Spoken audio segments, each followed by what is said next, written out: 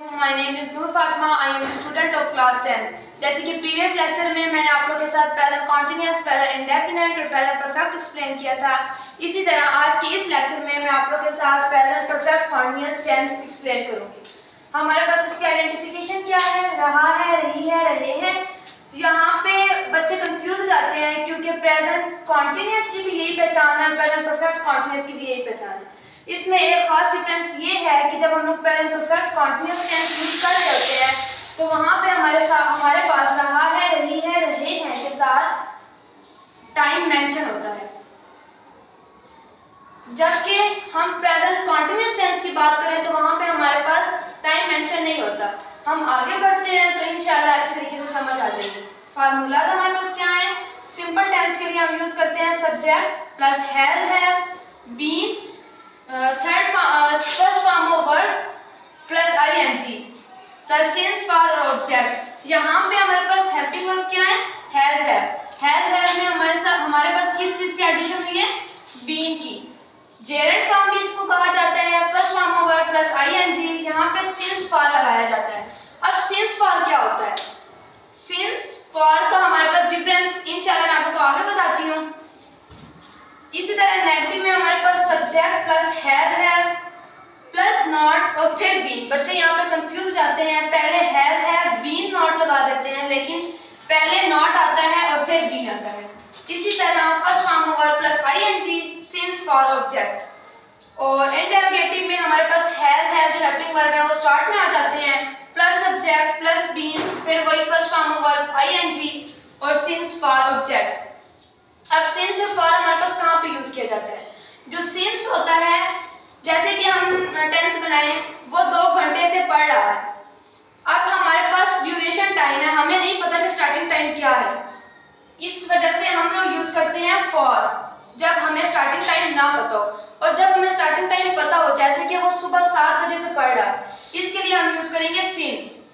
आगे मैं सेंटेंस बनाऊंगी तो अच्छी तरह से। जैसे कि हमारे पास सेंटेंस है, वो 3 घंटे से सो रहा है। यहाँ पे जो हमारे पास फार्मूला थे उसको अपने पास रखें और फिर सेंटेंस बनाए, ज्यादा आसानी होगी। वो 3 घंटे से सो रहा है।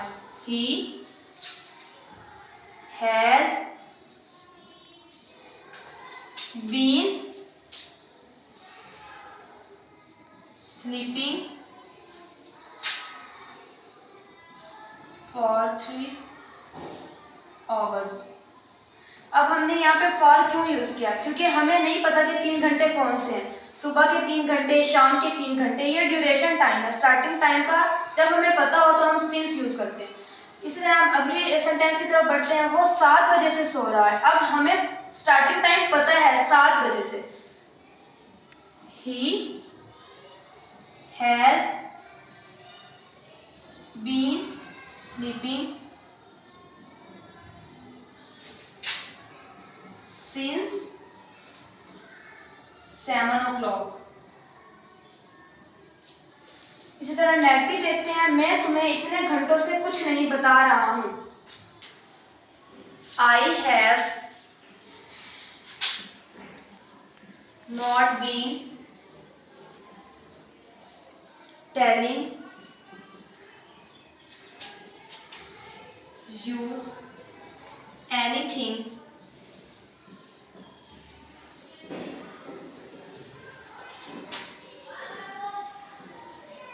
For few hours.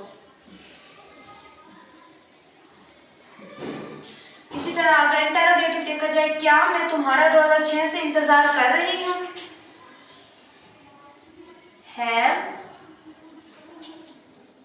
I waiting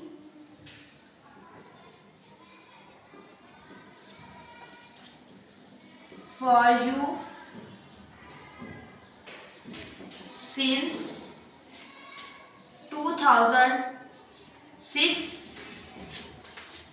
Have I waiting for you since 2006? मैं तुम्हारा 2006 से इंतजार कर रही हूँ। Have I been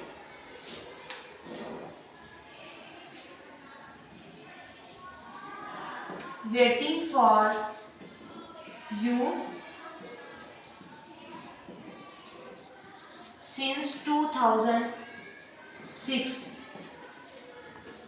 आपको मेरे इस लेक्चर की समझ आ गई होगी। इंशाल्लाह अगले लेक्चर में हम आप लोग के साथ पास्ट टेंसेस शेयर करेंगे। Do like, comment, subscribe our school channel. अल्लाह हाफिज़।